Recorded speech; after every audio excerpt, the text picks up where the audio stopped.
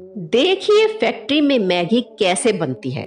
आधी रात में लगने वाली भूख हो या जेब खाली हो, लेकिन कुछ चटपटा खाने का मन करे तो इस कंडीशन में सिर्फ एक ही चीज याद आती है और वो है मैगी।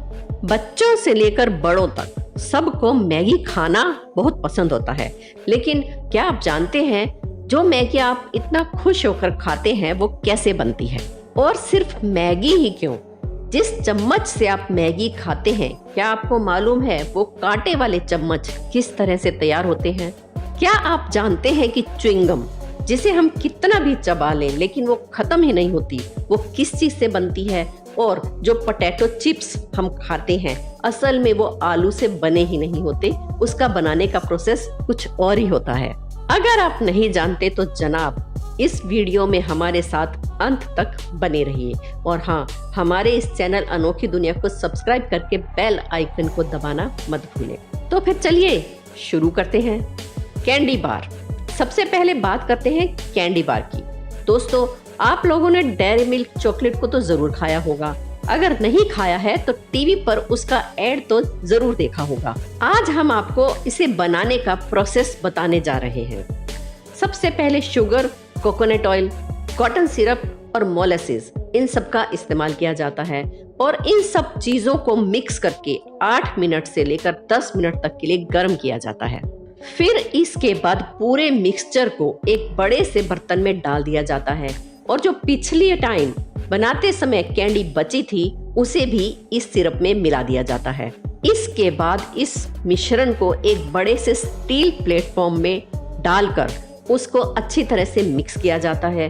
फिर इस मिक्सचर को स्ट्रेचर मशीन में डाल दिया जाता है जो इस पर कैंडी को 5 मिनट तक स्ट्रेच करता रहता है और उसके बाद गरम पीनट बटर को इस कैंडी के ऊपर सही मात्रा में डाला जाता है। इसके बाद इस लेयर को बेलन यानी कि सिलेंड्रिकल आकार दिया जाता है और आगे चलकर ये मशीन चॉकलेट बार के साइज में कन्वर्ट हो जाता है। फिर इसे एक मशीन से गुजारा जाता है जो कि हर 5 इंच के अंतर पर एक मार्क लगा देती है और इसे काट देती है। लास्ट में इन बार्स को एक कन्वर्टर बेल्ट की मदद से हॉट चॉकलेट के नीचे ले जाया जाता है और फिर पैकिंग मशीन वाली मशीन में इन्हें प्लास्टिक रैपर में पैक कर दिया जाता है। मैगी। अब बात करते हैं मैगी की। शायद ही यहाँ कोई ऐसा होगा जिसने मैगी को कभी ना खाया हो, लेकिन जी हाँ, कंपनी तो इसे 2 मिनट में बनाने का दावा करती है। लेकिन क्या आपकी मैगी कभी 2 मिनट में बनी है? हमें कमेंट्स में जरूर बताइए। खैर, ये तो हुई मैगी को पकाने की बात, लेकिन क्या आप जानते हैं इन नूडल्स को फैक्ट्री से लेकर आपके किचन तक पहुंचने के लिए किस रास्ते से गुजरना पड़ता है? सबसे पहले आटा, मैदा और पानी, इनके साथ काफी सारे केमिकल्स को एक साथ मिक्स किया जाता है और फिर इस मिक्सचर को एक चैम्बर में डालकर आटे की तरह गूंथ लिया जाता है। दोस्तों, यहाँ पर इस बात का ख्याल रखा जाता है कि आटा गलती से भी गीला ना हो जाए और इस गूंथे हुए आटे को 2 बेलन के बीच से गुजारा जाता है। इस आटे की जिगजैग शेप इससे तैयार हो जाती है।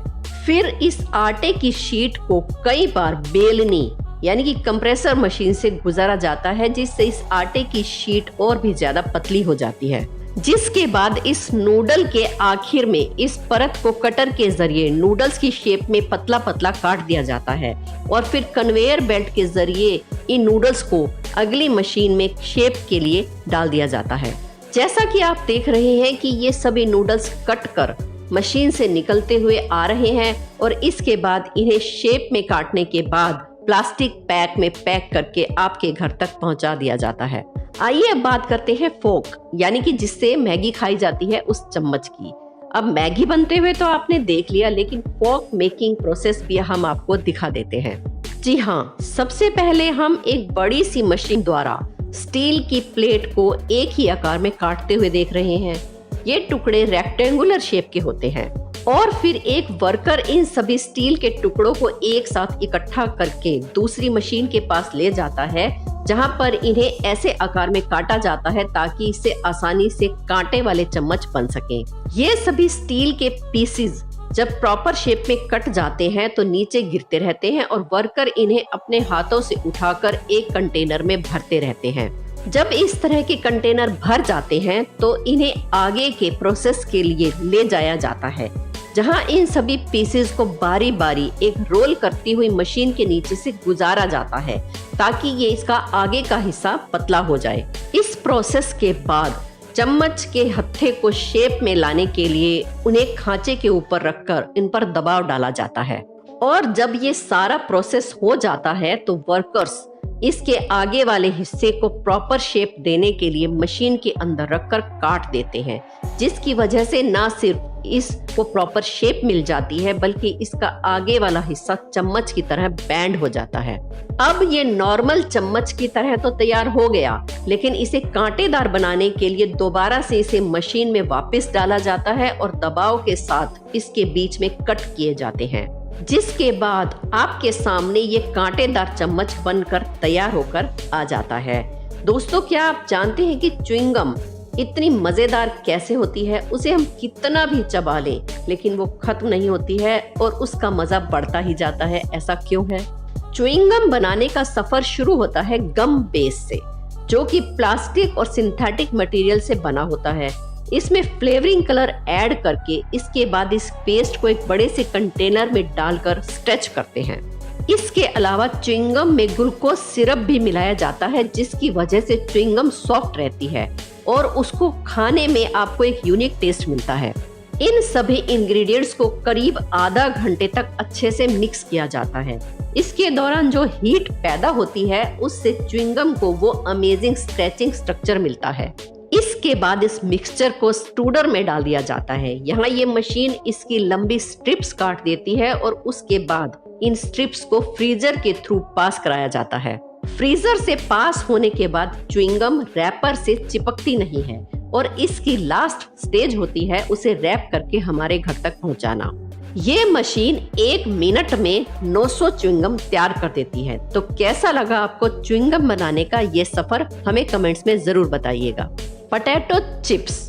दोस्तों, क्या आपने कभी सोचा है कि ये पोटैटो चिप्स सभी एक ही आकार में कैसे होते हैं? क्योंकि जब हम इन्हें घर पर बनाते हैं तब तो ये ऐसे नहीं होते हैं, क्योंकि सभी आलूओं का आकार अलग अलग है तो उनकी शेप भी अलग अलग होनी चाहिए। लेकिन आज हम आपके सामने इन बड़ी बड़ी कंपनीज का पर्दाफाश करने वाले हैं। असल में दोस्तों, ये लोग आलू का नहीं बल्कि आलू स्टार्च का इस्तेमाल करते हैं। यहाँ ये पोटैटो स्टार्च आलू को उबालकर फिर उसे पीस कर बनाते हैं। फिर ये परफेक्ट चिप्स बनाने के लिए पानी मिक्स करते हैं और कन्वेयर बेल्ट के जरिए इसे दूसरे प्लेटफॉर्म पर ले जाया जाता है। वहां पर 4 टन वाली ताकत की मशीन से इस मिश्रण को एक शीट में तब्दील कर दिया जाता है और उसे रोलर पर लगे कटर से शीट को चिप्स के साइज में काट लिया जाता है। जहां पर इस मशीन का दूसरा हैंडल शीट के बचे हुए हिस्से को साइड से काटकर निकालता रहता है। जो कि निकला हुआ हिस्सा होता है वो फिर से शीट बनाने के लिए तैयार हो जाता है। अब जो प्रॉपर कटे हुए चिप्स के टुकड़े होते हैं उन्हें फ्रायर में डाल दिया जाता है। फ्रायर में डालने से पहले चिप्स को एक कॉर्न कैफ की शेप के सांचे में डाल देते हैं, जिससे इसकी कर्व शेप आ जाती है, जिसे देखकर हम कहते हैं वाह भाई वाह, क्या चिप्स शानदार बने हैं।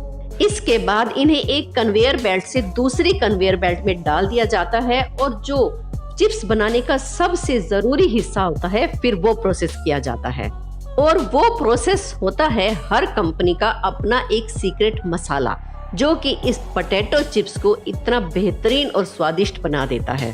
सारे मसाले सही क्वांटिटी में डालने के बाद ये मशीन खुद ही इसे पैक करने के लिए आगे भेज देती है, जहां पर इसमें नाइट्रोजन गैस भरी जाती है ताकि चिप्स हमेशा के लिए क्रंची रहें। और सारी चीजें होने के बाद पैकेट वाले चिप्स को बेचने के लिए मार्केट में भेज दिया जाता है। आइए अब बात करते हैं हॉट डॉग की। अरे नहीं, ये कोई असली का डॉग नहीं है बल्कि नॉर्मल बर्गर की तरह ही होता है, बस इसकी फीलिंग और शेप अलग अलग होता है, जो कि भारत में बहुत कम होता है लेकिन अमेरिका में ये बहुत ज्यादा खाया जाता है। तो चलिए देखते हैं कि इसे कैसे बनाते हैं। दोस्तों, सबसे पहले कच्चे मांस को एक ग्राइंडर में डाला जाता है, जो इसे एक सांचे से बाहर की तरफ पुश करता है। इसके बाद इसमें नमक, ग्राउंडनट और आटे जैसी चीजें मिलाई जाती हैं और फिर पानी मिला दिया जाता है ताकि ये कड़क ना हो जाए और ठीक उसी समय कॉर्न सिरप को भी मिला दिया जाता है ताकि ये एक डल्यूट पेस्ट के रूप में तैयार हो जाए। फिर इसे एक मशीन से गुजारा जाता है जो इस पेस्ट को प्लास्टिक के थैलों में पैक करके हर 5 इंच पर मोड़कर भेज देती है। दोस्तों, ये पूरा प्रोसेस इतना फास्ट होता है कि ये मशीन एक साथ हजारों हॉट डॉग बनाकर तैयार कर देती है।